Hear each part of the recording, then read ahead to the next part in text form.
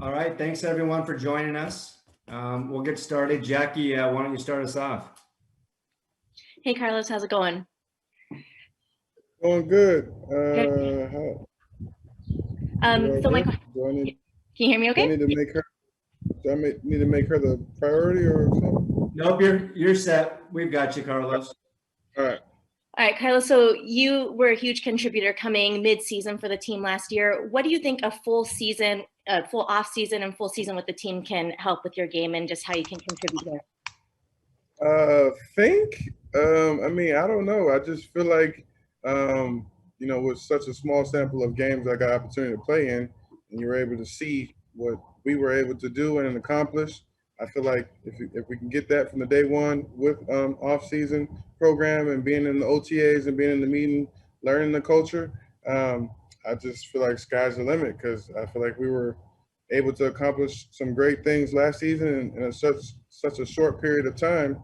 I just want to build on that, and I wanted an opportunity to build on that. So I'm grateful, I get an opportunity to do that. Thank you. Jen? There was a 2-week period there where you weren't with the Seahawks. Was it nerve-wracking at all? Nerve-wracking? No. The Seahawks obviously they were very transparent, and that's something that I appreciate from day one. Coming in, when we were doing the signing and the trade, they let me know that this would be a potential move in the postseason. And then when it actually happened, yeah, it still hit different because I'd never been cut before. But they were still very transparent. They wanted me to know that they wanted me back. This was one of the moves they had to make because of the situation they were in, cap-wise, and with the new numbers. Corbin Smith? Hey, Carlos, I know this has been a crazy offseason with the salary cap going down and players and teams trying to navigate those waters. But shortly after you signed your contract, or the report came out that you agreed to a contract, Jarran Reed was released and signed to the Chiefs.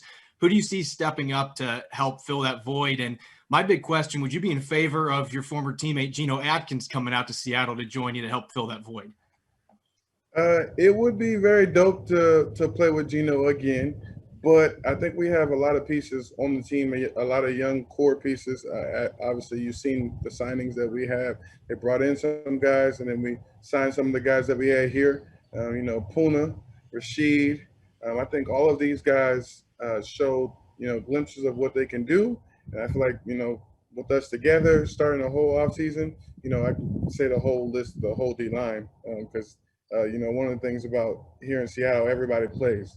They have a strong rotation, so everybody touched the field. And so you got to see and be familiar with everyone on the D line, and you've gotten results from everybody on the D line. So honestly, I feel like we have a lot of the core pieces here that we can build. Obviously Jay Reed was a huge cornerstone for that.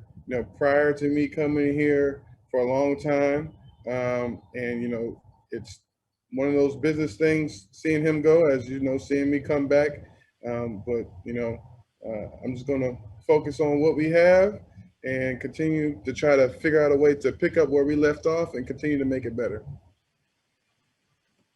John Boyle?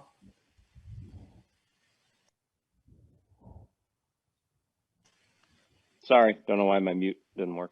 You obviously had a couple of weeks where you were a free agent and could have gone elsewhere. What in your half season with the Seahawks did you experience that made you want to come back?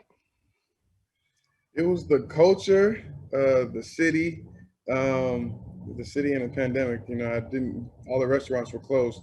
So I'm looking forward to trying all the food and sitting in many of the restaurants because I'm a foodie myself. As you see, I own a restaurant and I got a meeting after this. This is why I'm in uniform. But I look forward to, I came back because of the culture, the transparency with the organization. And I believe that, our season was cut short. And I said cut short because I feel like we had full ability and capabilities of going much further than we did. But it was cut short because we didn't perform.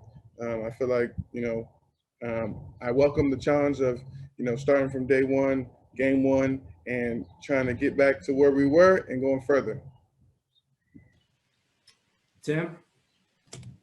Hey, Carlos, when you were a free agent for those couple of weeks, what did you find on the market? What kind of offers were you getting? Were there other offers you seriously considered? And what about Seattle's offer made it the right one for you to accept?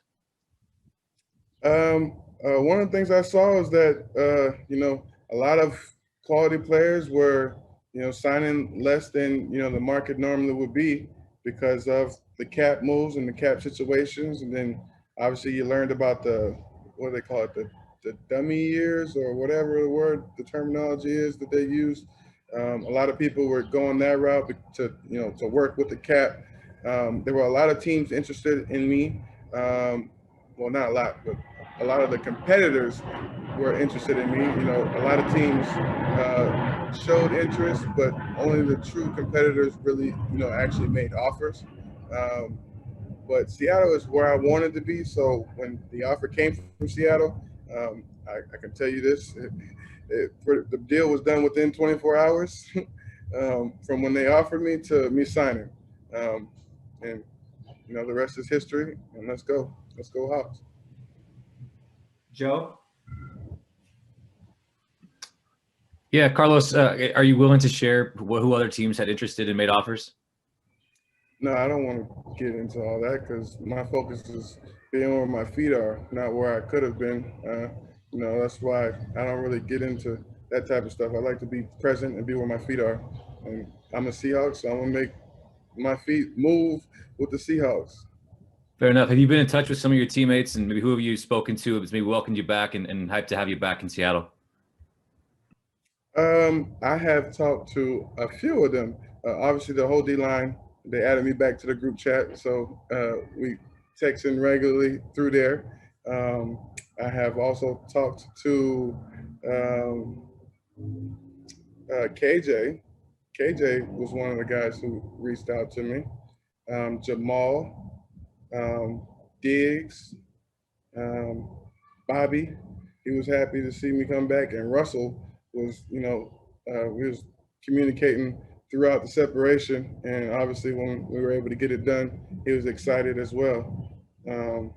So, yeah. Brady? I might be forgetting a couple names off the top of my head because I didn't write down a list. I had the same number since 8th grade, so I still have 600 unread messages on my phone. Hey, Carlos, excuse me. What do you think about just the collection of edge rushers that Seattle has assembled? Obviously, I have not studied a couple of the new pieces that we added, but I've heard nothing but great things. I heard that Kerry has a lot of versatility, playing inside, outside, and the big fella, don't want to get his name wrong, that we re-signed that was with the Seahawks before. He's a staple inside. Al Woods. Al Woods, yeah, Mr. Woods. So we have a few pieces that we already had in the young core, as you guys already know and are aware of, and they've added some more veterans and savvy players who just can only help the scenario. Are you going to be back in number 43 next year, or are you looking for a different number? Yes, I'm looking to pick up where we left off and make it better. So that includes me keeping the same number. One of the things you guys are learning about me is that I'm a creature of habit, and I like to finish what I started. And I feel like we got a lot of unfinished work to be done. Thanks, Bob? Yeah, Carlos, you said when you got, even though you knew it might happen when you got cut, it did feel a little bit differently. I mean, was there any point during that week or so where you thought you might not be back with Seattle, or were you just thinking the whole time this is still going to work out? Well, yes. I'll be lying to say that, what was it? How many days did buddies just say? 14 days? I didn't count the days. Yeah, 2 weeks, almost exactly 2 weeks. Okay, but yeah, after a week passed, obviously, a lot of people were signing, a lot of teams were signing their guys, and Seattle didn't sign that many guys in the first week, but they started signing guys. So I was, trying to gauge and feel, and we hadn't got an offer, we hadn't had strong conversations with Seattle at that point. So obviously, we started fielding and entertaining all the other teams that were interested in calling, and then Seattle called, and it was where I wanted to be. So that's the truth. the true explanation of that is how we were able to get the deal done within 24 hours. I think that speaks to itself. Art? Carlos, since you did talk to Russell Wilson, did you get a chance to ask him what was up with his situation? I did not ask him that, but I did ask him if obviously he was going to be with us, because if I'm coming back because I see him as my quarterback, and the rest of the team, I want to pick up where we left off. And he told me that he's with us and he's here to stay. And he said, you know, let's go Hawks. And I'm not going to quote his every word, or these words are not his words verbatim, but these are my explanation of how I interpreted what he said. Larry? You're muted. Carlos, there was a dramatic defensive improvement by the Seahawks after you arrived. With some time to reflect upon it, what do you think led to that, and how sustainable is that in your mind?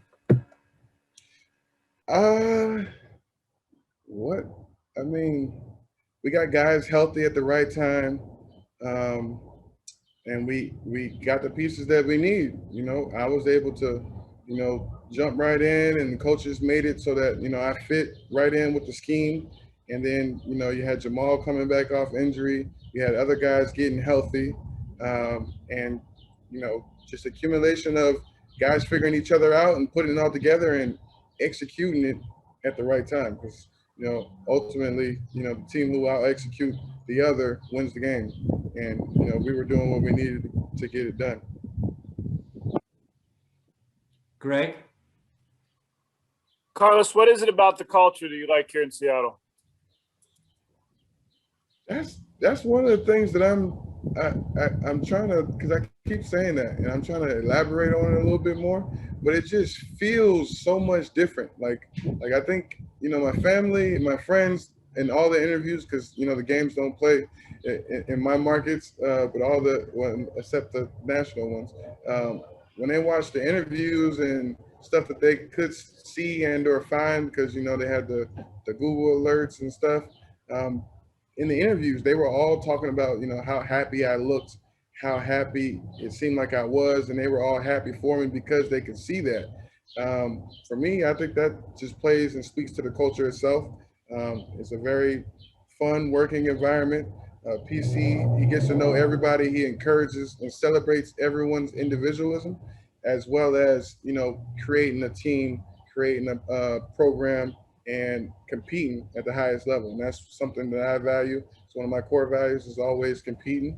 And so, you know, that was one of, I think that's, Pete probably uses that word in his interviews, and when he's talking to the team, you know, more than 10 times. And when, to be clear, when you talked to Russell Wilson and he reassured you he's here to stay, was that before you re-signed or after? So that was before I've signed. Thank you. Hinting at something that I don't know? Like, that was before I signed. All right, two more for you, Carlos. Joe Fan? Yeah, Carlos, I want to give you a chance to plug your restaurant. Are you out there on the patio now? What is it? Where is it? What's the name? The patio actually kind of looks like this, because this is actually my patio at my home. But I did this wall, and I did the wall at Honey that you'll probably see on a lot of people's Instagram. If you ever check the geotag, it looks exactly like this. I found it on Amazon, watched the DIY video, got me a nail and a hammer, and, you know, did this one first, and then I did the one at the restaurant. But it's called Honey Uninhibited.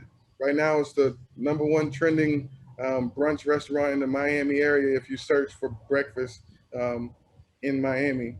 Spring break was absolutely a blessing. I won't say insane, it was a blessing. And, you know, just want to continue to build on that, build my team, and, you know, doing what I got to do. You know, I took on the challenge of learning multiple positions within the restaurant during this off season. And that's enlightened me and gave me a different perspective. And I feel like, you know, it's just going to help me in the long run, ultimately, because my goal is to have multiple locations. And yes, to answer everyone in Seattle who messages me regularly about bringing one to Seattle, I would love to bring one to Seattle, but, you know, what's the saying? The jack of all trades is the master of none. So I want to, master the one that I'm in the space that I'm in before I stretch myself too thin, because obviously I can't be two places at once. All right, last one from Masvita. Yeah. Hey, Carlos. You signed, you talked to some of the players. So what's next? I mean, off-season workouts with some of the players, or what's the next step now? Well, I got my iPad so I can get into the playbook so they can open the playbook up a little bit more for me. So I'm going to start getting on that here soon. Try to link and connect with a few of the guys. I talked to Benson when I was in LA. I reached out to Jamal too to try to see, what he's got going this offseason. Just try to get with some of the guys in the D-line. Obviously, a few of them frequent visit Miami, so I encourage them to come to the restaurant. Me and Cedric are pretty good friends, as you guys might know, because we drafted him. He was my first-round pick to Cincinnati, so we hang out. I've seen him a couple times, so it's good to have him back and sign back as well. And that's really it. Getting to know the guys, because I was traded mid-season, and here I go with a whole slew of new names and faces, which Dave and Jeff probably experienced a lot of it when they were pulling me, because in Cincy I was there for 10.5 years, so I knew everybody and I spoke to everybody, because one thing that you could not do in the hallway with me in Cincy was walk by without speaking. So I always either said hello, good morning, whatever it was, to whomever, from the janitors, security guards, teammates, to the upper office, to whomever. It was just how I was raised, being in the South. Top 2 items on your menu? Top 2 items on my menu. That's crazy you asked that, because I just looked at that too, because I'm evaluating which items I can remove, tweak, or just to see where we're at. Currently, it is the Sweet Chick, which is our version of the chicken and waffles, served with our spicy honey that we make in-house. And the number 2 is the creme de la creme French toast. Creme de la creme literally means the best of the best, so it speaks for itself. Yeah, we if I told you specific numbers, you'd be baffled. But currently, our reservations are, over spring break, we're 1,200 in a weekend, and we only seat 120 seats at a time. So, that tells you what kind of environment and how busy we've been blessed to be. Thanks. All right, Carlos, thank you. And thank you everyone for joining us. Thank you. I appreciate you all. Look forward to getting to know you all more, and go Hawks. Thanks, Carlos. Appreciate you. Take care. Thank you, sir. Carlos.